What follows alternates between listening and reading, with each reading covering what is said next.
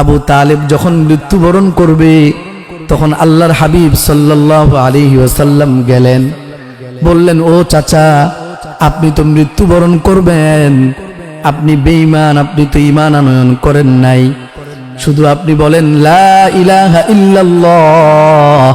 এই লা ইলাহা ইল্লাল্লাহ বললে আপনাকে সুপারিশ করে আমি জান্নাতে নিয়ে যাব। আল্লাহর হাবিব সাল্লাল্লাহু আলাইহি ওয়াসাল্লাম চাচা আবু তালিবের সামনে গিয়ে বললেন, চাচা, আপনি লা ইলাহা ইল্লাল্লাহ বলুন, মুহাম্মাদুর রাসূলুল্লাহ বলার দরকার নাই, শুধু লা ইলাহা ইল্লাল্লাহ বলবেন, আপনাকে সুপারিশ করে জান্নাতে নেওয়ার জিম্মাদারি আমি নিলাম। আল্লাহ রাব্বুল আলামিন ডাক দিয়ে বললেন, ও মুহাম্মদ সাল্লাল্লাহু আলাইহি ওয়াসাল্লাম, ইন্নাকা লা তাহদি মান আহবাবতা ওয়ালাকিন্নাল্লাহা ইয়াহদি মান ইয়াশাউ। আল্লাহ রাব্বুল আলামিন বলেন, নবী আমার, আপনি আমার সবচাইতে প্রিয়, আপনি আমার সবচাইতে পছন্দনীয়, আপনার কারণে দুনিয়ার মধ্যে আমি আল্লাহ তাআলা দুনিয়াটাকে এত সুন্দর করে সাজাইলাম, এত সুন্দর করে বানাইলাম। ও নবী, সাবধান সাবধান, আপনাকে আমি মানুষকে জান্নাতে নেওয়ার জিম্মাদারি দেই নাই। ইন্নাকা লা তাহদি মান আহবাবতা, আপনি মানুষদেরকে জান্নাতে নিয়ে যাবেন, ঈমানদার বানাইবেন, এই ক্ষমতা আপনার নাই। মানুষদেরকে ঈমানদার বানায়া জান্নাতে নেওয়ার ক্ষমতা কার? আল্লাহ রাব্বুল আলামিন বলেন, নবী আমার, আপনি যে বললেন আপনি তাকে জান্নাতে নেওয়ার জিম্মাদারি নিলেন, না না, আমি আল্লাহ তাআলা যাকে ইচ্ছা তাকে ঈমানের মতো নিয়ামত দান করি, যাকে ইচ্ছা আমি আল্লাহ তাআলা তাকে জান্নাত পর্যন্ত নিয়ে যাই। ঈমানের দৌলত দেওয়া, জান্নাতের মেহমান বানানো, এইটা একমাত্র আমার অধিকার। এই নিয়ামত দুনিয়ার অন্য কোনো মানুষ কাউকে দিতে পারে না। তাহলে আমরা নিয়ামত মনে করি বাড়ি গাড়ি। আল্লাহ রাব্বুল আলামিন বলেছেন, লা ইন শাকারতুম লাযিদান্নাকুম। ও বান্দা, তোমরা আমার নিয়ামতের শুকরিয়া আদায় করো। এই যে আজকে আমরা ভোর সকালবেলা কনকনে শীতের মধ্যেও থেকে আমরা দুই একজন এসে আল্লাহর কথাগুলো শুনতেছি, বলতেছি, এইটা আল্লাহর নিয়ামত। কথা বলেন, এটা কি? এটা আল্লাহর নিয়ামত। বলে, বান্দারে, তুমি শুধু দুনিয়ার নিয়ামতের কথা বুঝলা, বাড়ি গাড়ি একটা থাকলে আরেকটা হলো তুমি মনে করেছো নিয়ামত বাড়ছে। তুমি যেমন এইটাকে নিয়ামত মনে করো, তুমি একটা সরকারি চাকরি পেয়ে গেছো, এইটাকে যেমন নিয়ামত মনে করো, তোমার মেয়ের জন্য প্রভাবশালী একটা ছেলেকে পাত্র হিসেবে খুঁজে পাইছো, এইটাকে যেমন নিয়ামত মনে করো, আমি আল্লাহর কাছে এগুলো নিয়ামত নয়, বরং এগুলো হলো দুনিয়াতে চলার একটা উপকরণ মাত্র। আমি আল্লাহর কাছে দুনিয়ার সবচাইতে বড় নিয়ামত হলো ঈমান। আর যাদেরকে আল্লাহ তাআলা ঈমানের মতো নিয়ামত দান করেছেন, দৌলত দান করেছেন, আল্লাহ তাআলা বলেন, এরাই হলো দুনিয়ার মধ্যে সবচাইতে শ্রেষ্ঠ, সবচাইতে সেরা, সবচাইতে শ্রেষ্ঠত্বের অধিকারী, এরা হলো সবচাইতে সেরা। আল্লাহ রাব্বুল আলামিন বলেন, বান্দা, তুমি যে নামাজের মধ্যে সিজদায় পড়তে পারছো, এটা একটা নিয়ামত। বলেন সুবহানাল্লাহ। তুমি যে নিয়ামত পাইছো, শুকরিয়া আদায় করো। আজকে ফজরের নামাজ পড়তে পারছো, এটা নিয়ামত। এই বান্দা, নিয়ামতের মধ্যে অন্যতম নিয়ামত হলো তুমি আমল কইরা মজা পাও। গুনাহ ছাড়ার পরে তোমার কাছে মজা লাগে। রাস্তা দিয়ে হাঁটার সময় একজন মহিলা তোমার নজরে পড়ে গেছে, আল্লাহর ভয় নিয়া ওই আজনবী অপরিচিত মহিলার কাছ থেকে নজর ফিরায় রাখছো। আমার আল্লাহ বলেন, এই যে নজর ফিরাইতে পারছো, এটা একটা নিয়ামত। তুমি যদি শুকরিয়া আদায় করো, আমি আল্লাহ সামনেও তোমাকে বারবার নজরের গুনাহ থেকে হেফাজত করব। আমার ভাই, আমার বাবা, আমার বন্ধু, শুধু নিয়ামত বাড়ি আর গাড়ি না। আবু তালহা রাদিয়াল্লাহু তাআলা আনহু একজন সাহাবী, আল্লাহর রাসূল সাল্লাল্লাহু আলাইহি ওয়াসাল্লামের সাহাবী। আবু তালহা রাদিয়াল্লাহু তাআলা আনহু সন্তান প্রচন্ড জ্বর, মায়ের কাছে রেখে চলে গেল। সন্তানকে তার মায়ের কাছে রেখে তিনি বাইরে চলে গেলেন কাজ কাম করার জন্য। এই অবস্থায় সন্তানটা মারা গেছে, বাবা বাইরে। উম্মু সুলাইম রাদিয়াল্লাহু তাআলা আনহা, আবু তালহা রাদিয়াল্লাহু আনহুর বিবি উম্মু সুলাইম রাদিয়াল্লাহু তাআলা আনহা সন্তানটাকে সুন্দর করে গোসল দেওয়ালেন। সন্তান মারা গেছে, সন্তান আর জীবিত নাই। সন্তান অসুস্থ ছিল, ঘরের মধ্যে তার বাবা নাই, মা আছে। সন্তান মারা গেছে, এইবার মা মরণ গোসল দেওয়া হলো। এই মা কিন্তু আগেও গোসল করাইছে সন্তানকে। আগের গোসল জীবিত থাকা অবস্থায় গোসল করানো আর মৃত্যুবরণ করার পরে গোসল করানো কি এক? মা নিজের সন্তানকে পেটে ধারণ করেছিলেন, সন্তানকে ভূমিষ্ঠ করেছেন, প্রসব করেছেন, সন্তানকে লালন পালন করছেন, বড় করছেন। এই সন্তান মৃত্যুবরণ করছে, মা সুন্দর করে গোসল করালো, এরপরে সুন্দর করে কাফন পরায়া একবারে ঘরের একটা রুমের মধ্যে সুন্দর করে শোয়ায় রাখছি, কাপড় দিয়া রাখছি। বাবা সন্ধ্যাবেলা বাড়িতে আসছে, এসে জিজ্ঞেস করলো আমার সন্তানের কি খবর, আমার সন্তান কি ভালো আছে, আমার সন্তান আগের থেকে অবস্থা কেমন? মা শান্ত শিষ্ট কণ্ঠে বলল, হুয়া আসকানু মিম্মা ফি মিম্মা কানা, হুয়া আসকানু মিম্মা কানা। ও আমার স্বামী, আপনার সন্তানকে আপনি যেই অবস্থায় রেখে গেছেন, আপনার সন্তানটা আগের থেকে এখন শান্ত আছে। সুবহানাল্লাহ বলে, আগের থেকে এখন সে শান্ত।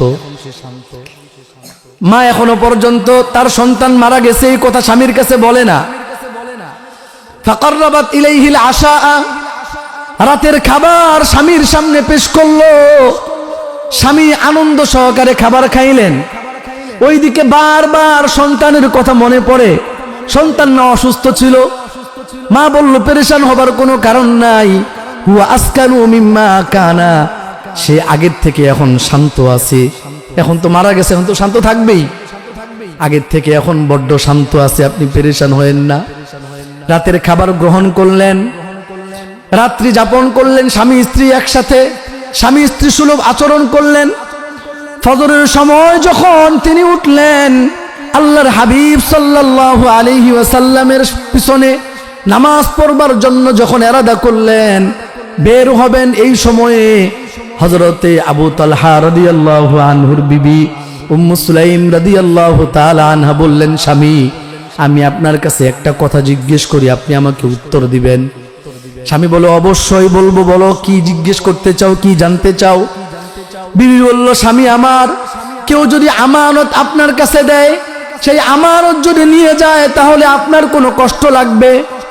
আবু তালহা রাদিয়াল্লাহু আনহু বললেন, কি বলো? কেউ যদি আমার কাছে আমানত দেয়, সেই আমানত যদি নিয়ে যায় কষ্ট লাগবে কেন? কষ্ট লাগার তো কোনো বিষয় নয়, বরং আমানতটা সুন্দর করে দিতে পারছি, এই নিয়ামতের শুকরিয়া আদায় করা দরকার। সুবহানাল্লাহ। এইবার বিবি উম্মু সুলাইম রাদিয়াল্লাহু আনহা বললেন, স্বামী আমার, আপনার সন্তান গতকালকে অসুস্থ ছিল, দিনের বেলায় আপনার সন্তান মারা গেছে, সুতরাং সন্তানটাকে আপনি দাফনের ব্যবস্থা করেন। হযরত আবু তালহা রাদিয়াল্লাহু আনহু রাসূলুল্লাহর দরবারে গেলেন, ইয়া রাসূলুল্লাহ, ইয়া হাবিবাল্লাহ, আমার সন্তানটা অসুস্থ ছিল, বিবির কাছে রেখে গেলাম, সন্তান মারা গেছে, বিবি আমার কাছে বলে নাই, সারা রাত অতিবাহিত হয়ে গেল, আমার বিবি সুন্দর করে গোসল করাইছে, তারে কাফনের কাপড় পরায়া দিছে, ফজরের নামাজটা আপনার পিছনে পড়ব, এই সময়ে জানতে পারলাম আমার সন্তানটা মারা গেছে, কাফনের কাপড় তার গায়ের মধ্যে। আল্লাহর হাবিব সাল্লাল্লাহু আলাইহি ওয়াসাল্লামকে বললেন, ইয়া রাসূলুল্লাহ, শুধু তাই নয়, রাতের খাবার আমি গ্রহণ করেছি এবং রাত্রে আমার বিবির সাথে আমি থাকছি পর্যন্ত, স্বামী স্ত্রী সুলভ আচরণ আমাদের মধ্যে হয়েছে। আল্লাহর হাবিব সাল্লাল্লাহু আলাইহি ওয়াসাল্লাম বললেন, ও আবু তালহা, আমি তোমাদের জন্য দোয়া করে দিলাম, বারাকাল্লাহু লাকুমা ফি লাইলাতিকুমা, তোমরা রাতের বেলা যে একসাথে থাকলা, আল্লাহ তাআলা তোমাদের রাতের মধ্যে বরকত দান করেন। হযরত আবু তালহা রাদিয়াল্লাহু আনহুর পরবর্তীতে আরেকটা সন্তান জন্ম নিলেন। ওই সন্তানের নাম হলো আব্দুল্লাহ। জোরে বলেন, কি নাম? আব্দুল্লাহ। ইতিহাসের কিতাবের মধ্যে লেখা, আব্দুল্লাহর ঘর থেকে যত সন্তান জন্মগ্রহণ করেছে, আল্লাহ রাব্বুল আলামিনের নিয়ামতের শুকরিয়া হিসেবে আল্লাহ তাআলা তাদেরকে, ওই প্রত্যেকটা সন্তানকে কোরআনের হাফেজ বানায় দিয়েছেন। তাহলে এখানে আবু তালহা রাদিয়াল্লাহু আনহু শুকরিয়া আদায় করছেন। আল্লাহ তাআলা নিয়ামত দিয়েছেন, আবার নিয়ামত নিয়ে গেছেন। আল্লাহ রাব্বুল আলামিন বলে, বান্দা নিয়ামত শুধু বাড়ি নয়, নিয়ামত শুধু গাড়ি নয়, নিয়ামত আমি আল্লাহ তাআলা তোমার দিনদার বানাইছি। আমি আল্লাহ তাআলা তোমাকে আমার দিনের কাজ করাইতে পারতেছি। আমি আল্লাহ তাআলা তোমার কান দিয়ে আমার কথা শুনাইতেছি, এটাও একটা নিয়ামত, তুমি উপলব্ধি করো। আমি আল্লাহ তাআলা আমার কোরআনে কারিম এই চোখ দিয়ে দেখাইতেছি, এটাও একটা নিয়ামত। নিয়ামতের শুকরিয়া আদায় করবা, আমি আল্লাহ তোমার নিয়ামত বাড়াইয়া দিব। ও ভাই, একজনের কাছে টাকাটা নিয়ামত, যার কারণে রমজানুল মোবারকে সে মনে করে রমজানটা হলো টাকা কামাই করার সিজন। এমন আছে না নাই? বলে রমজান মাস উপলক্ষে ব্যবসা বাণিজ্য ধরছে, পাঞ্জাবির ব্যবসা শুরু করলো, আতর তসবি জায়নামাজের ব্যবসা শুরু করলো রমজান মাস হিসেবে। অন্যান্য মাসগুলোতে ব্যবসা করার কোনো খেয়াল নাই। এই লোকটার কাছে টাকাটা নিয়ামত, এই জন্য পুরো রমজান লোকটা ব্যবসা বাণিজ্য করে, টাকা কামাই করে। আরেকজন লোক চিন্তা করে, না না 11 মাস আমি ব্যবসা বাণিজ্য করব, আর রমজান মাসটাকে আমি খালি করে দিব ইতিকাফের জন্য, আল্লাহ রব্বুল আলামিনের ইবাদত করার জন্য।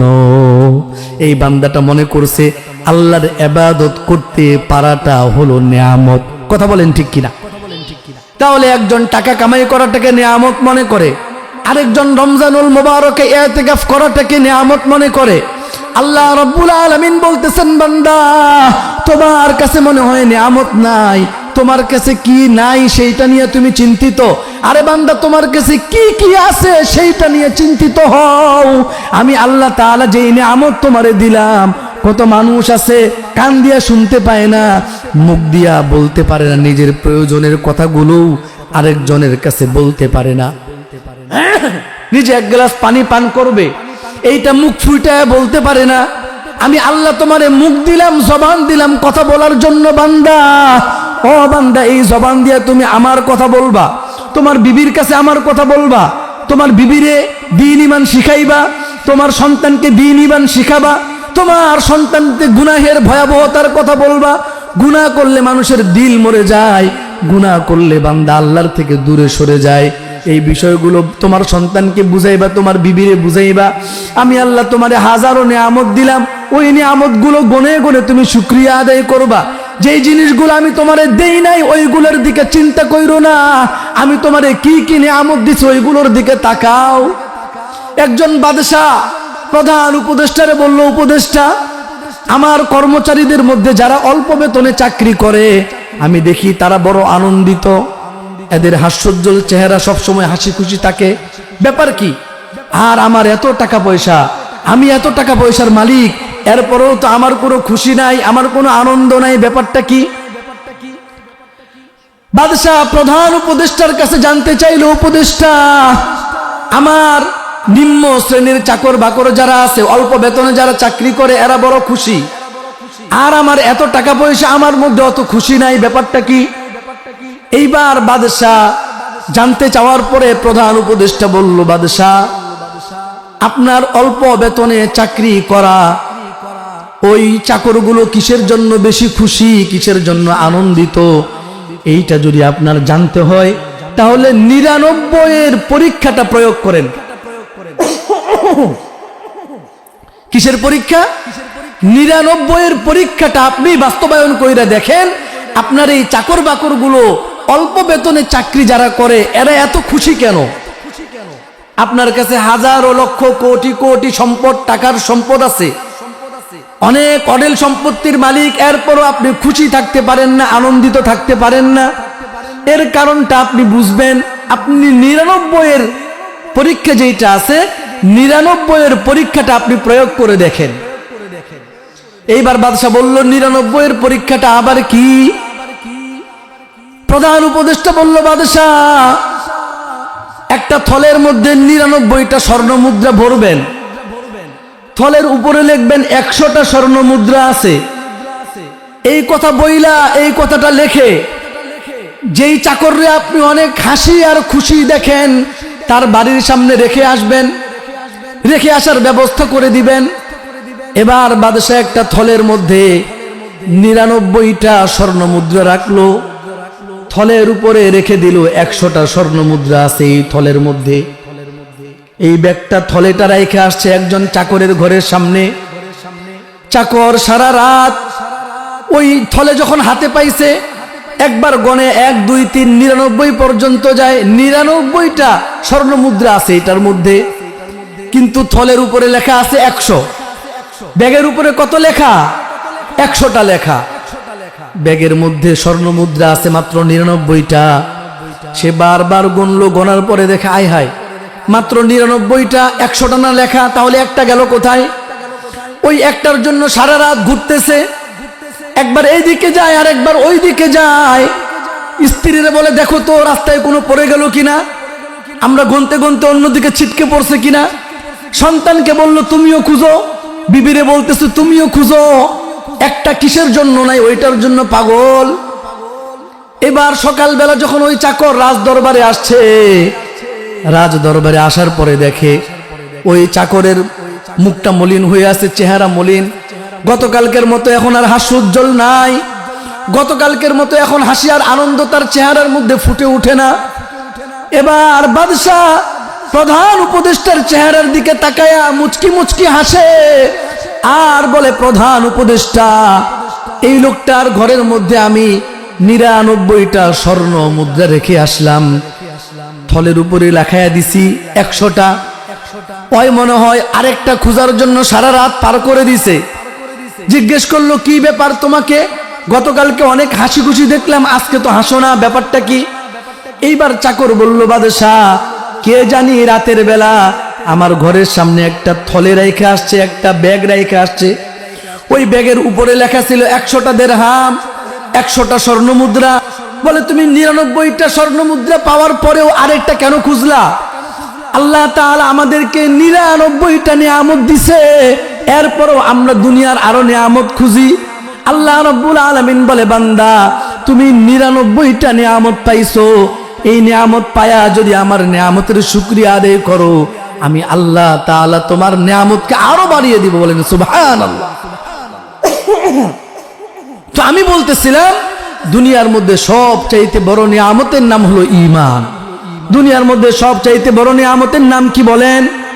মানুষ মনে করে সম্পদ থাকলে বুঝি সে দামি হয়ে যায়, সম্পদ থাকলে বুঝি সে সম্মানিত হয়ে যায়, সেরা হয়ে যায়।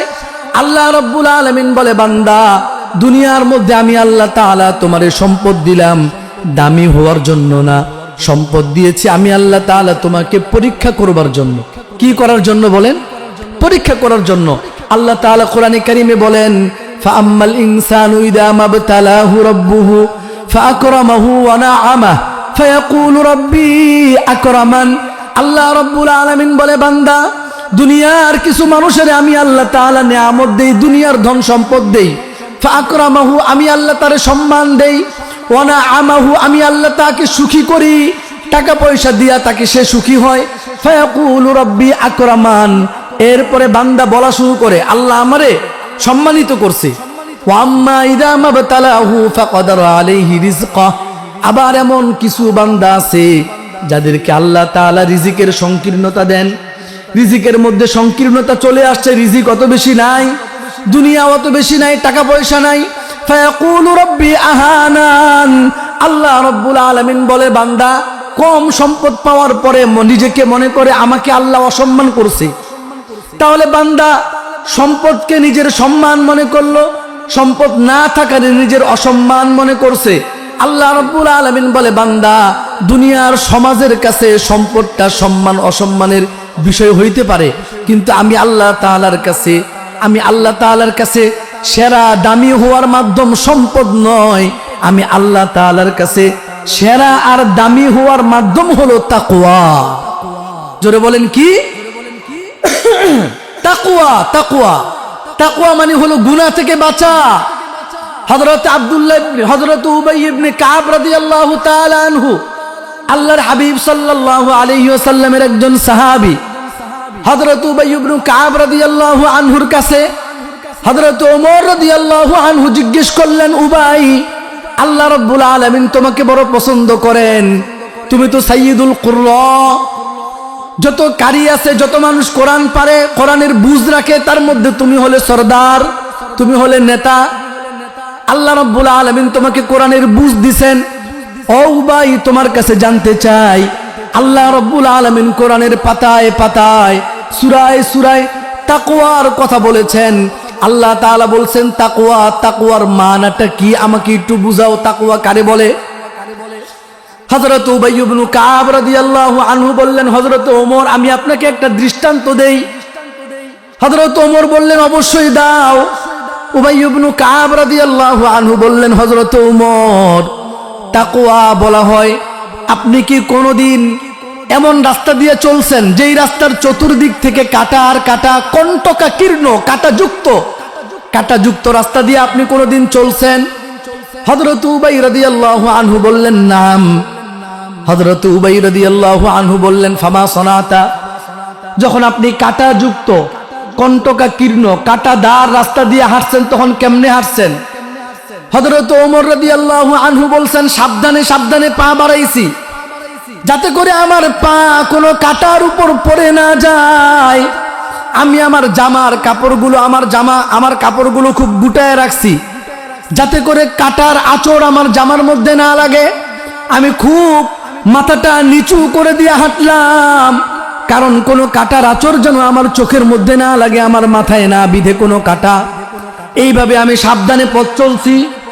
ওই পথের শুরু থেকে নিয়ে শেষ পর্যন্ত পুরোটা রাস্তা উসাম্মিরু আহতারিজু, আমি যখন চলছি তো খুব সতর্কতার সাথে চলছি, হুঁশিয়ার হয়ে চলেছি, যাতে করে কোনো কাটার আঁচড় আমার গায়ের মধ্যে না লাগে, আমার জামার মধ্যে না লাগে। হযরত উবাই ইবনে কাব রাদিয়াল্লাহু আনহু বললেন, হযরত ওমর আপনি জানতে চেয়েছেন তাকওয়া কাকে বলে? ফাদাকাত তাকওয়া, এইটার নামই হলো তাকওয়া। দুনিয়ার জীবনটা হলো ফিতনার জীবন। একদিকে আপনি হাঁটবেন নারীর ফিতনা, আরেক দিকে আপনি হাঁটবেন সুদের ফিতনা, আরেক দিকে আপনি হাঁটবেন ঘুষের ফিতনা, আরেক দিকে আপনি হাঁটবেন আপনাকে সরকারি এমন একটা চাকরির অফার করা হলো যেই চাকরির শুরু শেষ প্রত্যেকটাই হারাম। আপনি আপনার জীবনের চলার পথে যতগুলো হারাম আছে, যতগুলো গুনাহ আছে, সবগুলো গুনাহ বর্জন করে থাকার নামই হলো তাকওয়া। আল্লাহ রাব্বুল আলামিন বলে, বান্দা, ইন্না আকরামাকুম ইনদাল্লাহি আতকাকুম ইন্নাল্লাহা আলিমুন খাবীর। আল্লাহ রাব্বুল আলামিন বলে, বান্দা, ইন্না আকরামাকুম ইনদাল্লাহি আতকাকুম, আমি আল্লাহ তাআলার কাছে ওই ব্যক্তি সম্মানিত যে ব্যক্তি গুনাহ বর্জন করে চলে, যে ব্যক্তি গুনাহ থেকে বাঁচে। আমার আল্লাহ বলেন, বান্দারে, ওই লোকটার দাম আমি আল্লাহর কাছে অনেক বেশি। তোমরা সমাজের মধ্যে যেই লোকটার টাকা আছে তারে দামি মনে করো, যেই লোকটার টাকা নাই তারে দামি মনে করো না। আত্মীয় স্বজনদের মধ্যে যার টাকা আছে, দাওয়াত হইলে ওই টাকাওয়ালারে সবাই দাওয়াত দেয়, কথা বলেন ঠিক কিনা? বলে সমাজের মধ্যে নেতা কে হয়? যার টাকা আছে। নির্বাচন কে করবে? যার টাকা আছে। আল্লাহ রাব্বুল আলামিন বলে, বান্দা, চাইলেই তুমি টাকার মালিক হইতে পারবা না, চাইলেই তুমি গাড়ির মালিক হইতে পারবা না, চাইলেই তুমি লক্ষ কোটি কোটি সম্পদ, লক্ষ কোটি কোটি টাকার অঢেল সম্পত্তির মালিক তুমি হইতে পারবা না। কিন্তু আমি আল্লাহ তাআলার কাছে সম্মানিত হওয়ার যেই জিনিসটা মাধ্যম, সেটা হলো তাকওয়া। এই তাকওয়ার অধিকারী দুনিয়ার সবাই হইতে পারবে। দুনিয়ার যে কেউ চায় নিজেকে গুনাহ থেকে বিরত রাখতে পারবে, মোবাইলের গুনাহ থেকে বিরত রাখতে পারবে। ছেলে সন্তানদের, ছেলের বিয়ে বাড়িতে গায়ে হলুদের অনুষ্ঠান করবে না বান্দা, মেয়ের বিয়েতে গায়ে হলুদের অনুষ্ঠান করবে না, আল্লাহর নাফরমানি করবে না, আল্লাহ তাআলা নারাজ হন এমন কোনো কিছু দেখবে না, আল্লাহ তাআলা নারাজ হন এমন জায়গায় টাকা পয়সা খরচ করবে না। এইটার নাম হলো তাকওয়া। আল্লাহ রাব্বুল আলামিন বলে, বান্দা, আমি আল্লাহ তাআলার কাছে সম্মানিত হওয়ার মাধ্যম হলো তাকওয়া, আর দুনিয়ার মানুষের কাছে সম্মানিত হওয়ার মাধ্যম হলো টাকা। তাহলে আল্লাহ তাআলা বলতেছেন, বান্দারে, যেই লোকটার মধ্যে তাকওয়া আছে এই লোকটা হলো সেরা। এই লোকটা কি বলেন? ইন্নাল্লাযীনা আমানু ওয়া আমিলুস সালিহাতি উলাইকা হুম খায়রুল বারিয়া। আল্লাহ রাব্বুল আলামিন বলে, বান্দা, যারা ঈমানদার মানে যে জীবনের সব ক্ষেত্রে আল্লাহকে নিয়ে চলার সিদ্ধান্ত গ্রহণ করেছে, এই লোকটা ঈমানদার। আল্লাহ রাব্বুল আলামিন বলে, বান্দা, তুমি ঈমানদার, আমাকে বিশ্বাস করো। মুখে বললা, অন্তরের মধ্যে আমি আল্লাহ নাই, তাহলে কিন্তু আসলে তুমি ঈমানদার না। তুমি দাবি করেছো তুমি ইমানদার, আল্লাহকে নিয়ে চলবা, আল্লাহকে বিশ্বাস করো, তাহলে রাস্তা দিয়ে যখন চলো তখন তোমার চোখটাকে নিয়ন্ত্রণ করতে হবে আমার ভয়ে। তুমি যখন ঘরের মধ্যে যাও তোমার বিবির সাথে কথা বলবা তো আমি আল্লাহর বরত্বের কথা বলবা, তোমার সন্তানের সাথে কথা বলবা তো আমি আল্লাহর প্রশংসা নিয়ে আলোচনা করবা। আমি আল্লাহ যেই কথা বলতে পছন্দ করি এমন কথা তোমার বন্ধুর সাথে বলবা। আমি আল্লাহ যেই কাজ করতে পছন্দ করি এমন কাজ তুমি করবা বান্দা। আমি আল্লাহ যেই কাজ করতে পছন্দ করি না বান্দা তুমি ওই কাজ করবা না। আমি আল্লাহ যেখানে টাকা খরচ করতে পছন্দ করি না বান্দা ওখানে তুমি টাকা খরচ করতে পারবা না। আমি আল্লাহ গায়ে হলুদের অনুষ্ঠানে টাকা খরচ করতে পছন্দ করি না, তুমি করবা না। আমি আল্লাহ তাআলা সুদ ঘুষের চাকরি পছন্দ করি না, বান্দা করবা না। আমি আল্লাহ এমন পোশাক পছন্দ করি না, যেই পোশাক আমি আল্লাহ পছন্দ করি না এই পোশাক তুমি কিনবা না। এমন প্রত্যেকটা জায়গায় কাজকর্ম করার আগে আমি আল্লাহর সন্তুষ্টি সামনে নিয়ে তুমি কাজ করবা। এইটার নাম হলো ইমান। এটার নাম কি বলেন? ইমান। আমি মুখে দাবি করলাম আল্লাহ আমি আপনারে মোহাব্বত করি, আপনারে ভালোবাসি, আপনাকে আমি বিশ্বাস করি, কিন্তু কাজকর্ম যেগুলো করি সেগুলো আল্লাহ পছন্দ করে না। বলে এটা কেমন এমন হয়ে গেছে। আমি বিবিরে বললাম বিবি আমি তোমারে বড় মোহাব্বত করি, আমি তোমারে মায়া করি, কিন্তু বিবি যখন বলে আমার জন্য তাহলে মজা নিয়ে আসবা, আমি নিয়ে যাই না। বিবি যখন বলে আমার জন্য তুমি তেল আনবা, আমি নেই না। বিবির খাবার দাবারের ব্যবস্থা করি না, আমি খাবার দাবারের ব্যবস্থা করি আরেক মহিলার জন্য, পরকীয়া মহিলার জন্য, আরেকজনের সাথে পরকীয়ার সম্পর্ক আছে। নিজের বিবিরে বলে আমি তোমারে মোহাব্বত করি, আমি তোমাকে ভালোবাসি, কিন্তু বিবির চাহিদাগুলো পূরণ করে না, চাহিদা পূরণ করে পরকীয়া মহিলার। আল্লাহ রাব্বুল আলামিন বলতেছে বান্দা তুমি বলছো আমাকে তুমি মোহাব্বত করো, আমাকে তুমি ভালোবাসো, আমাকে তুমি বিশ্বাস করো, কিন্তু আমি আল্লাহ যেটা পছন্দ করি তুমি সেইটা করো না। তুমি মোবাইলের মধ্যে গুনাহ করো, সারা রাত তোমার মোবাইলের মধ্যে কেটে যায়, বান্দা নামাজের সময় হইলে তুমি নামাজ পড়ো না। আমি আল্লাহ তাআলা হারাম উপার্জনকে অপছন্দ করি, তুমি হারাম উপার্জন ছাড়তে পারলে না। আমি আল্লাহ দান করাটারে পছন্দ করি, তুমি বান্দা দান করতে পারো না। এই বান্দা আমি আল্লাহ পছন্দ করি তোমার সন্তান কোরআনে কারীম পড়বে। এই যে সন্তানগুলো আমাদের মাদ্রাসায় আছে এই সন্তানগুলো সকালবেলা ফজরের নামাজ জামাতের সাথে পড়ছে, কথা বলেন ঠিক কিনা? আপনি দেখেন তো এই মানের যেই বাচ্চারা আছে, এই বয়সের যেই বাচ্চারা বাড়িতে আছে, আপনি খবর নিয়ে দেখেন এরা কি ফজরের নামাজ জামাতে পড়ছে? জামাত তো দূর কি বাত হয়, ফজরের নামাজেই তো পড়ে না। মা বাবা মনে করবো হয়তো নাবালেগ হুজুর, ওই আবার নামাজ কি পড়বো? তাহলে আমার সন্তানটাকে মাদ্রাসায় দিতে পারলাম, এটা একটা নিয়ামত আল্লাহ তাআলা পছন্দ করছেন। আমি যদি এই নিয়ামতের শুকরিয়া আদায় করি আল্লাহ তাআলা আমাকে আরো নিয়ামত বাড়ায় দিবেন, আমার সন্তান আমল করবে। এখন মা বাবার চিন্তা হইলো আমি আমার সন্তানটারে ইন্টারন্যাশনাল হাফেজ বানাবো। কি বানাবে বলেন? ইন্টারন্যাশনাল হাফেজ, আন্তর্জাতিক মানের হাফেজ বানাইবো। এইবার সন্তান হাফেজ হয়, আমল করে না, দৌড়ে আসে ইমাম সাহেবের কাছে, ইমাম সাহেব হুজুর আমার সন্তানটারে হাফেজ বানাইলাম, সন্তানটা হাফেজ হয়েছে কিন্তু নামাজ পড়ে না। আরে ভাই আপনি যখন হাফেজ বানাইছেন আপনার নিয়তেই তো নামাজ পড়া ছিল না, আপনার নিয়তে ছিল ইন্টারন্যাশনাল হাফেজ বানানো, আন্তর্জাতিক মানের হাফেজ বানানো। হাফেজ হয়েছে, এইবার আন্তর্জাতিক মানের মাদ্রাসা কোন জায়গায় ওই জায়গায় দিয়ে আসে। আপনার সন্তানটাকে আপনি এমন একটা জায়গায় পড়ান যেখানকার ওস্তাদরা আল্লাহওয়ালা, দিনদার, আমলদার। আপনি আপনার মেয়েটাকে এমন জায়গায় পড়ান যেই জায়গার ম্যাডাম যারা আছে, খালাম্মা যারা আছে, এরা দিনদার, ইমানদার, পরহেজগার। আপনার সন্তান, ছেলে সন্তান, মেয়ে সন্তানকে দিনদার বানাবে, ইমানদার বানাবে, এমন মাদ্রাসা হলো মিফতাহুল জান্নাত। কথা বলেন ঠিক কিনা? এখানে আমাদের শায়েখ আছেন, আমাদের মুরব্বী আছেন আলহামদুলিল্লাহ, যিনি বড় খালাম্মা আছেন, অনেক বড় দিনদার, আল্লাহওয়ালা। তাহলে আমরা আমাদের সন্তানদেরকে দিনদার বানাইতে পারা এটা নিয়ামত। আল্লাহ রাব্বুল আলামিন বলতেছেন বান্দা তুমি নিয়ামত কোনটা বুঝছো? তুমি কি বুঝছো যে নিয়ামত মানে টাকা পয়সা, নিয়ামত মানে হলো বাড়ি গাড়ি, নিয়ামত হলো চাকরি বাকরি? না বান্দা, এগুলো আসল নিয়ামত নয়। এই নিয়ামত গুলো পাওয়ার জন্য শুকরিয়া আদায় করার দরকার নাই। যেই লোকটা কাফের তাকেও আমি এই নিয়ামত দান করি। বরং আসল নিয়ামত হলো যেই নিয়ামত তোমাকে আল্লাহর কাছাকাছি দিয়ে যাবে, যেই নিয়ামত তোমাকে জান্নাতের কাছাকাছি নিয়ে যাবে, যেই কাজ তোমাকে আল্লাহর কাছাকাছি নিবে, যেই কথা তোমাকে জান্নাতের নিকটবর্তী করে দিবে, আমি আল্লাহর কাছে নিয়ামত বলতে ওইটাই হলো আসল নিয়ামত। আমি আল্লাহ তাআলা তোমাকে অল্প কিছুক্ষণের জন্য এখানে বসার তৌফিক দিয়েছি, তুমি আমার দেওয়া কান দিয়ে আমার কথাগুলো শুনতেছো, এটা নিয়ামত মনে করো, নিয়ামত। এই আল্লাহর কথা শোনার সবার তৌফিক হয় না।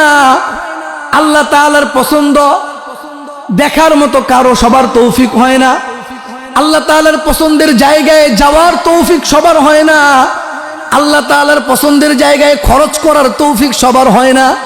আল্লাহ তাআলা যারে পছন্দ করেন তারে দিয়া তার পছন্দের জায়গায় খরচ করান, তার পছন্দের জায়গায় হাঁটান, তার পছন্দের জিনিস ধরান, তার পছন্দের জিনিস দেখান, তার পছন্দের জিনিস শোনান। কথা বলেন ঠিক কিনা? আল্লাহ রাব্বুল আলামিন বলে, বান্দা এই জিনিসটাকে তুমি নিয়ামত মনে করো। লাইন শাকারতুম লাযিদান্নাকুম। বান্দা তুমি সেজদা দিছো, একটা সেজদা দেওয়ার পরে তোমার কাছে ভালো লাগছে, আল্লাহর নিয়ামতের শুকরিয়া আদায় করো। আল্লাহ আমার মাথাটা আপনার জন্য ঠেকছে, আলহামদুলিল্লাহ। আপনি খুশি হয়ে গেলেন, আল্লাহ পাক আপনাকে দান করার তৌফিক দিছে, আপনি আল্লাহর কাছে শুকরিয়া আদায় করেন। হে আল্লাহ, আমার টাকাটা ভালো কাজে গেল। টাকা তো খরচ হবেই, যেই টাকা আমি ইনকাম করছি এই টাকা হয়তো অনুষ্ঠানে খরচ হবে, অথবা আমার পোশাক পরিচ্ছদ কেনার ক্ষেত্রে খরচ হবে, অথবা খাওয়ার দাওয়ারে খরচ হবে। আল্লাহ রাব্বুল আলামিন বলতেছেন, বান্দা তোমাকে আমি টাকা পয়সার নিয়ামত দিলাম, এইটা যদি ভালো কাজে ব্যবহার হয় তাহলে এটা নিয়ামত শুকরিয়া আদায় করো। আমি আল্লাহ সামনেও তোমাকে ভালো কাজে ব্যবহার করার তৌফিক দান করব। সুবহানাল্লাহ। আমি আল্লাহ তাআলা তোমাকে কোরআন তিলাওয়াত করার তৌফিক দিলাম, এটা নিয়ামত। তুমি যদি শুকরিয়া আদায় করো সামনে আরো তুমি তিলাওয়াত করতে পারবা। এই বান্দা তুমি আমারে নিয়ে ফিকির করতেছো, এই যে ফিকির করতে পারতেছো এটা নিয়ামত। আমারে নিয়ে ফিকির করো, আমি আল্লাহ তাআলা সামনে আরো তোমারে আমাকে নিয়ে ফিকির করার তৌফিক দান করব। এই জন্য বান্দা যখন রাস্তা দিয়ে চলে তখন আল্লাহর কথা ভাবে, হায়রে আমার এই পা দিয়ে আমি চললাম। কত মানুষ পা দিয়ে চলতে পারে না, পা দিয়ে চলতে না পারার কারণে ঘরের মধ্যে শোয়া, ঘরের সাথে অ্যাটাচ বাথরুম, বাথরুমে যাইতে পারে না। এমন আছে না নাই বলেন? প্যারালাইজড হয়ে বসে আছে, ঘরের মধ্যে শোয়া। আল্লাহু আকবার। পেশাব পায়খানা করার জন্য সন্তানকে ডাকতে হয়, সন্তান এদিকে আসো। বলে বাবা কি হয়েছে? বাবারে আমার পায়খানা ধরছে, আমি একটু পায়খানা করব। সন্তানের সাহায্য সহযোগিতা ছাড়া পায়খানায় যাইতে পারে না, টয়লেটে যাইতে পারে না। আল্লাহ পাক আমার পা দিলেন। আল্লাহ রাব্বুল আলামিন বলতেছেন, বান্দা আমি আল্লাহ তোমারে পা দিলাম, এই পা দিয়া তুমি আমার নিয়ামতের জায়গায় যাবা। আমি আল্লাহ তোমারে কান দিলাম। দুনিয়ার মধ্যে কত মানুষ আছে রে গোলাম, এই কান দিয়া শুনতে পায় না, বারবার তারে বলার পরেও সে শুনে না। কত মানুষ আছে এই মুখ দিয়ে কথা বলতে পারে না, নিজের পিঠটা একটু চুলকাইতেছে এটাও কাউরে বলতে পারে না, নিজের পিঠের মধ্যে পিছন দিক থেকে একটা পিঁপড়া কামড় দিছে, মশা কামড় দিছে, কাউরে বলতে পারে না। আমার আল্লাহ বলেন, বান্দা তোমারে জবান দিলাম, তুমি যে কথা বলতেছো কোনোদিন কল্পনা করছো আল্লাহ কত মানুষ কথা বলতে পারে না, আপনি আমারে কথা বলার তৌফিক দিলেন। আমি আমার বিবির সাথে কথা বললাম, আমি আমার সন্তানের সাথে কথা বললাম, বন্ধু বান্ধবদের সাথে কথা বললাম, আমি আমার কর্মচারীদের সাথে কথা বলি, আমি আমার মালিক পক্ষের সাথে কথা বলি। আল্লাহ রাব্বুল আলামিন বলে, বান্দারে আমি আল্লাহ তাআলা তোমারে কথা বলার তৌফিক দিছে, এটা নিয়ামত মনে করো। এই মুখটাকে তুমি সঠিক কাজে ব্যয় করবা, এই মুখ দিয়ে তুমি এমন কথা বলবা যেই কথা বলার দ্বারাই তোমার সন্তানও দিনদার হইতে পারে। তুমি নিজে নামাজ পড়তেছো, তুমি আল্লাহওয়ালা, তুমি ইবাদত বন্দেগী করো, কিন্তু তোমার সন্তানরা নামাজ পড়ে না, তোমার সন্তানরা ঈমান কি চিনে না, তোমার বিবি তাওহীদ কাকে বলে চিনে না, তোমার বিবি ইখলাস কারে বলে বুঝে না। এই জিনিসগুলো বুঝানোর জিম্মাদারি তোমার। তুমি শুধু নিজে আমল করবা, সন্তানকে আমলদার বানাইবা না, এটা হইতে পারে না। বরং দিন হলো জিম্মাদারি পালন করার নাম। দিন কি পালন করার নাম বলেন? জিম্মাদারি পালন করার নাম হলো দিন। আমি নিজে আল্লাহকে মানবো, আমার সন্তানকে আল্লাহকে মানার শিক্ষা দিব। আমি নিজে যেমন নামাজ পড়বো, আমার সন্তান নামাজ না পড়লে আমার ভালো লাগবে না। এই ভাই, আমার সন্তান আমার কথা না শুনলে যেমন আমার খারাপ লাগে, আমার আল্লাহর কথা না শুনলেও খারাপ লাগার দরকার আছে না নাই? কিন্তু দেখা যায় সন্তান নামাজ পড়ে না, মা বাবার কাছে কষ্ট লাগে না। বিবি নামাজ পড়ে না, মা বাবার কাছে, স্বামীর কাছে কষ্ট লাগে না। সন্তান গান শুনতেছে, বাবার কাছে কষ্ট লাগে না। সন্তান আরেকটা মেয়ের হাত ধরে হাঁটতেছে, বাবার কাছে কষ্ট লাগে না। আমার আল্লাহ বলতেছেন, বান্দা আমি তোমার নিয়ামত দিছি, তুমি খারাপ কাজ করো না, কিন্তু তোমার সন্তান যে খারাপ কাজ করতেছে এইটার অনুভূতি অন্তরের মধ্যে আসা, এটা একটা নিয়ামত। গুনার অনুভূতি আসা এটা গুনাহ, এই জিনিসটা বোঝা একটা নেয়ামত, আবার গুনাহ ত্যাগ করা আরেকটা নেয়ামত। আল্লাহ তাআলা বলতেছেন বান্দা তুমি যে গুনাহ বুঝতে পারলে এই জন্য শুকরিয়া আদায় করো। কত মানুষ আছে এমন কথা বলে, এমন হাজারো কাজ করে যে এই কথাটা গুনাহ, ওই বুঝে না এইটাকে, এই কথা বলা যে গুনাহ এটা সে বুঝে না, আবার না বুঝলে সে ত্যাগ করবে কেমনে? তো এই জন্য কোনটা গুনাহ আর কোনটা গুনাহ নয়, কোন জিনিসটা বর্জন করতে হবে, কোন জিনিসটা বর্জন না করলেও চলবে, এগুলো আমাদেরকে উলামায়ে কেরামের সোহবতে এসে এরপরে শিখার দরকার আছে না নাই বলেন? আমি বলতেছিলাম ভাই আমার বন্ধু আমার বাবাজিরা একটু খেয়াল করে শুনেন, নিয়ামত মানে হলো ঈমান, এইটা চাইলেই বান্দা ঈমান আনতে পারে না। হযরতে ইব্রাহিম আলাইহিস সালাতু ওয়াস সালাম, বাবা আযর তিনি মূর্তি পূজক, মূর্তি বানান, মূর্তি পূজা করেন, মূর্তি বিক্রি করেন। হযরতে ইব্রাহিম আলাইহিস সালাতু ওয়াস সালাম বাবার কাছে বললেন, বাবা আমার কাছে ইন্নী ক্বাদ জাআনি মিনাল ইলমি মা লাম ইয়াতিকা, এই বাবা আমার কাছে আল্লাহর পক্ষ থেকে ইলম এসেছে, ইলম, আমি আল্লাহর পক্ষ থেকে ইলম পাইছি, আমি আল্লাহর পক্ষ থেকে, আল্লাহ পাক আমাকে ইলমের নিয়ামত দিয়েছেন। ও বান্দা, ও বাবা আপনি ঈমান গ্রহণ করেন, ঈমান আনয়ন করেন, আল্লাহকে বিশ্বাস করেন। বাবাকে বারবার বলতেছে, বাবা তার কথা শুনে না। বাবা বলতেছে আরেকবার যদি বলস তাহলে তোরে আমি পাথর নিক্ষেপ করব, লা আরজুবান্নাকা, তোমারে আমি পাথর নিক্ষেপ করে মেরে ফেলবো। হযরত ইব্রাহিম আলাইহিস সালাতু ওয়াস সালাম বারবার আল্লাহর কাছে কাঁদছেন, আল্লাহ আমার বাবারে আপনি ক্ষমা করে দেন, মাফ করে দেন। আল্লাহ রাব্বুল আলামিন বলতেছেন, এই ইব্রাহিম সাবধান, তোমার বাবার জন্য ক্ষমা চাইতে পারবা না, কারণ তোমার বাবা মুশরিক। তোমার বাবার জন্য তুমি আমার কাছে ক্ষমা চাইতে পারবা না, কারণ তোমার বাবা ঈমানদার নয়।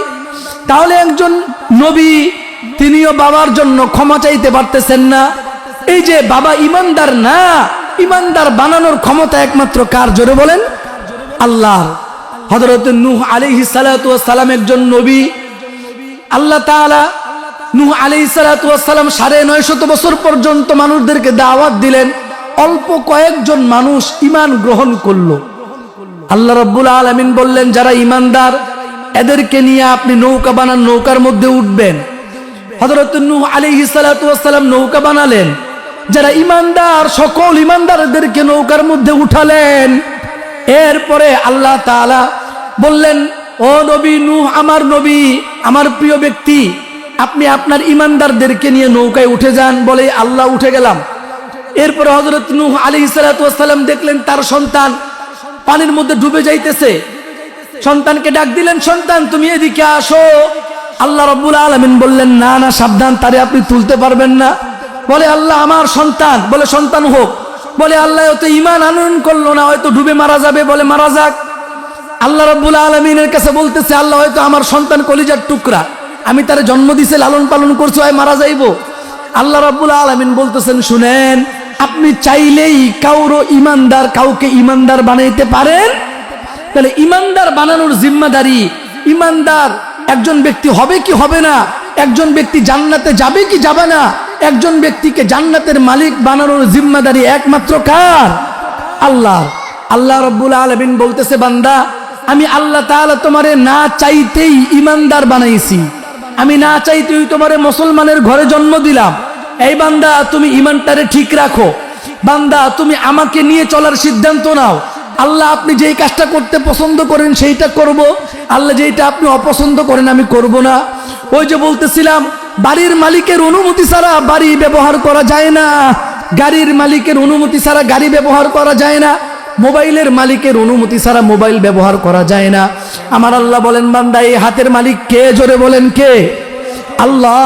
এই কানের মালিক কে? একটু আওয়াজ দিয়ে বলেন আল্লাহ। এই পায়ের মালিক আল্লাহ, এই জবানের মালিক আল্লাহ, দিল ও দিমাগের মালিক আল্লাহ। আল্লাহ রাব্বুল আলামিন বলে, বান্দা আমি আল্লাহ যদি হাতের মালিক হই তাহলে আমার অনুমতি ছাড়া হাত ব্যবহার করতে পারবা না, মোবাইল দিয়ে এমন কোনো গুনাহ করতে পারবা না যেটা আমি আল্লাহ তাআলা নারাজ হয়ে যাই, মোবাইল দিয়ে গুনাহ করতে পারবা না। এই কানের মালিক যদি আমি হই, এই কান দিয়া বান্দা তুমি হারাম কোনো কিছু শুনতে পারবা? আমি আল্লাহ তাআলা যদি চোখের মালিক হই, আমি আল্লাহর দেওয়া চোখ দিয়ে তুমি হারাম কিছু দেখতে পারবা না, মোবাইলের মধ্যে হারাম কিছু দেখবা না, এরপরে রাস্তা দিয়ে হারাম কোনো মহিলাকেও দেখতে পারবা না, কারণ এই চোখের মালিক আমি আল্লাহ, আমার অনুমতি ছাড়া বান্দা তুমি কিচ্ছু করতে পারবে না। আর এই সব কিছুর মালিক আমি, আমাকে তুমি মালিক মনে করতেছো, এরপরেও নিজের মন মতো হাত ব্যবহার করো, মানে হইল তুমি মুখে দাবি করতেছো আমি আল্লাহ মালিক, আসলে তোমার অন্তরের মধ্যে আমি মালিক যেটা নাই। যদি তুমি অন্তর দিয়েও আমাকে মালিক মনে করতা, তাহলে তো বান্দা কোনোদিন এই হাত দিয়ে গুনাহ করতে পারতা না। এই বান্দা চোখের মালিক তুমি আমারে মনে করো, শুধু মনে করলেই চলবে না, বরং আমাকে মনে করার সাথে সাথে বান্দা তুমি চোখ দিয়া গুনাহ বর্জন করবা। এইভাবে যখন আমি আমার প্রত্যেকটা অঙ্গ প্রত্যঙ্গকে গুনাহ থেকে বিরত রাখবো, গুনাহ থেকে বাঁচাবো, তখন বোঝা যাবে, তখন এইটা প্রমাণ করবে যে আমি আল্লাহ তাআলাকে নিজের মালিক বলে স্বীকৃতি দিলাম। আর যেই ব্যক্তি নিজের হাতকে আল্লাহ তাআলার অনুমতির বাইরে ব্যবহার করবে না, মালিক হিসেবে আল্লাহ তাআলা পায়ের মালিক হবার কারণে এই পাটাকে আমি আল্লাহর হুকুমের বাইরে ব্যবহার করলাম না, আল্লাহকে মালিক মনে করার কারণে আমার কানকে আমি আল্লাহর হুকুমের বাইরে ব্যবহার করি নাই, আল্লাহকে মালিক মনে করার কারণে আমার সন্তান, এই সন্তানের মালিকও কে বলেন? আল্লাহ। এই সন্তানের মালিক আল্লাহ হবার কারণে সন্তানকে আমি এমন শিক্ষায় শিক্ষিত করি নাই যেই শিক্ষা আমার আল্লাহ অপছন্দ করেন। আমি আল্লাহকে মালিক মনে করলাম, সন্তানের মালিক আল্লাহকে মনে করলাম, কিন্তু আমার সন্তানকে আমি এমন শিক্ষা দিলাম যেই শিক্ষা আমার সন্তানকে আল্লাহ থেকে দূরে সরায়া দেয়। আমি আল্লাহকে আমার বিবির মালিক মনে করলাম, বিবিরে আমি এমন ভাবে চালাইলাম যেইভাবে চালাইলে আল্লাহ পছন্দ করে না। আল্লাহ রাব্বুল আলামিন বলে, বান্দারে তুমি দাবি করতেছো আমি তোমার বিবির মালিক, কিন্তু বিবিরে তুমি এমন ভাবে চালাইতেছো যেইভাবে চালাইলে আমি আল্লাহ পছন্দ করি না। তাহলে তুমি মুখে দাবি করছো আমি তোমার মালিক, আমি তোমার বিবির মালিক, আমি তোমার সন্তানের মালিক, তুমি কিন্তু কাজে ওইটা প্রমাণ দেখাইতে হবে। কাজে প্রমাণ দেখাইতে হলে সন্তানকে এমন শিক্ষা দিতে পারবা না যেই শিক্ষা আমি আল্লাহর পছন্দ না। এই বিবিরে তুমি এমন ভাবে চালাইতে পারবা না যেইভাবে চললে আমি আল্লাহ অপছন্দ করি না, এইভাবে চালাইতে পারবা না। বিবিরে এমন কোন অনুষ্ঠানে নিতে পারবা না যেই অনুষ্ঠানে যাওয়াটা আমি আল্লাহ অপছন্দ করি। এইভাবে জীবনের সব ক্ষেত্রে যদি তুমি আমাকে মালিক মনে করো আর আমার অনুমতির ভিতরেই চলো, তাহলে বোঝা গেছে তুমি আমারে মালিক মনে করো। কবরে তোমাকে প্রশ্ন করা হবে, মার রব্বুকা, তোমার রব কে বান্দা আমার কাছে বলো। যদি তুমি আমাকে মালিক মনে করে নিজের জীবন বাস্তবায়ন করতে পারো, পরিচালিত করতে পারো, তাহলে কবরের ময়দানে, কবরের পেটে যে তোমাকে জিজ্ঞেস করা হবে মার রব্বুকা, তোমার রবকে, তখন আমি আল্লাহ তোমার মুখ থেকে বের করে দিব রব্বি আল্লাহ, আমার রব হচ্ছেন আল্লাহ। আর যদি আমি বিষয়টা এমন হয় যে আমি আমার নিজের মন মতো করে জীবন চালাইলাম, আমি আমার নিজের মন মতো করে জীবন চালাইলাম, আমার সন্তানকে নিজের মন মতো করে শিক্ষা দিলাম, আমার সন্তানের পোশাক আদি আমার মন মতো আমি কিনে দিলাম, আমার সন্তানে এখনো বালেগ হয় নাই, আমার সন্তান বালেগ হয়ে গেছে বিবাহ করে নাই, বিশাল বড় একটা টাচ মোবাইল কিনে দিলাম। ওই টাচ মোবাইলের মধ্যে রাতের বেলা কি করে আমার খবর নাই, দিনের বেলা কি করে আমার খবর নাই। আমার সন্তান গেমস খেলে, আমার সন্তান উলঙ্গ নারীদেরকে দেখে মোবাইলের ভিতরে, আমার খবর নাই। আল্লাহ রাব্বুল আলামিন বলে, বান্দা আমি আল্লাহ তাআলা তোমাকে নিয়ামত হিসেবে টাকা দিছিলাম, ওই নিয়ামতের টাকাটা তুমি তোমার সন্তানকে টাচ মোবাইল কিনে দিছো, ওই টাচ মোবাইলে গুনাহ করছে। আমি আল্লাহ তাআলা তোমাকে সামর্থ্য দিছিলাম, তোমার বিবিরে তুমি এমন একটা অনুষ্ঠানে নিছো যে অনুষ্ঠানে যাওয়াটা আমি আল্লাহ পছন্দ করি নাই। তাহলে আমারে তুমি মালিক মনে করো, এই যে তুমি আমাকে মালিক মনে করতে পারতেছো, এটা একটা নিয়ামত। এটা একটা কি বলেন? আরে ভাই, আল্লাহকে মালিক মনে করতে পারা এই নিয়ামত দুনিয়ার সবার ভাগ্যে জুটে না। আল্লাহ পাককে মালিক মনে করে গুনাহ ত্যাগ করা এটা একটা নিয়ামত। দুনিয়ার যা কিছু আমরা করতেছি আল্লাহ তাআলার কাছাকাছি করে দেয়, জান্নাতের কাছাকাছি করে দেয়, এমন প্রত্যেকটা জিনিস হলো নিয়ামত। আল্লাহ পাক বলতেছেন, বান্দা তুমি যদি এটাকে নিয়ামত মনে করো তাহলে তোমার নিয়ামতকে আমি আল্লাহ তাআলা আরো বাড়ায় দিব। বলেন সুবহানাল্লাহ। তাহলে আমি তিলাওয়াত করতে পারলাম, এটা একটা নিয়ামত। আমি যদি তিলাওয়াতটাকে নিয়ামত মনে করি, আল্লাহ পাক বলতেছেন এইবার তুমি আরেকজনকে তিলাওয়াত শিখাইবা। আমি যদি নামাজটাকে নিয়ামত মনে করি, এই বান্দা তোমার কাছে যদি নামাজ নিয়ামত মনে হয় তাহলে তোমার সন্তানকেও তুমি এই নিয়ামতের অংশীদার বানাইবা, সন্তানকে নামাজি বানাইবা। আমি আল্লাহ তাআলার কাছে যদি এই পর্দা করাটা তোমার কাছে নিয়ামত মনে হয়, শুকরিয়া আদায় করবা, তুমি আরো দুই একজনকে পর্দা নসীন বানাইবা। তাহলে আল্লাহ তাআলার নিকটবর্তী করে দেয়, কাছাকাছি করে দেয় এমন প্রত্যেকটা জিনিস হলো নিয়ামত। আল্লাহ পাক বলতেছেন এটা এমন নিয়ামত, এই নিয়ামত তোমাকে জান্নাতের মালিক বানায় দিবে। আল্লাহ পাক বলতেছেন বান্দা আমি আল্লাহ তাআলা তোমাকে চোখ দিলাম, এই চোখ তুমি খারাপ কাজে ব্যবহার করবা না, এই চোখ তুমি ভালো কাজে ব্যবহার করবা। এই বান্দা আমি আল্লাহ তাআলা তোমারে এই যে পা দিলাম, এই পারে তুমি ভালো কাজে ব্যবহার করবা। আমি আল্লাহ তোমারে দিল ও দিমাগ দিলাম, এগুলো তুমি ভালো কাজে ব্যবহার করবা। যদি তুমি তোমার চোখ আমার পছন্দনীয় জায়গায় ব্যবহার করো, কান আমার পছন্দের জায়গায় ব্যবহার করো, দিল ও দিমাগ যদি আমার পছন্দের জায়গায় ব্যবহার করো, আমি আল্লাহ তাআলা ঘোষণা করলাম আ'দাতু লিইবাদিয়াস সালিহিনা মা লা আইনুন রাআত ওয়ালা উযুনুন সামিআত ওয়ালা খাতারা আলা কলবি বাশার। বান্দা আমার অনুমতির বাইরে তুমি চোখ ব্যবহার করো নাই, আমার অনুমতির বাইরে তুমি কান ব্যবহার করো নাই, আমার অনুমতির বাইরে দিল ও দিমাগ তুমি ব্যবহার করো নাই। বান্দা আমি আল্লাহ তাআলা ঘোষণা করলাম জান্নাতে এমন নাজ ও নিয়ামতের মালিক আমি আল্লাহ তোমারে বানাবো, ওই নাজ ও নিয়ামত তোমার চোখ কোনোদিন দেখে নাই, তোমার কান কোনোদিন শুনি, তোমার অন্তর দিয়া দিল ও দিমাগ দিয়া কোনোদিন চিন্তাও করতে পারো নাই। আল্লাহ তাআলা আমাদেরকে যে নিয়ামতগুলো দিবেন এই নিয়ামতগুলোর সঠিক ব্যবহার করার তৌফিক দান করুন, বলি আমিন। এবং আল্লাহ তাআলার নিকটবর্তী করে দেয়, জান্নাতের কাছাকাছি করে দেয় এমন প্রত্যেকটা জিনিসকে নিয়ামত মনে করার তৌফিক দান করেন, বলি আমিন আমিন আমিন। ওয়া আখিরু দাওয়ানা আনিল হামদুলিল্লাহি রাব্বিল আলামিন।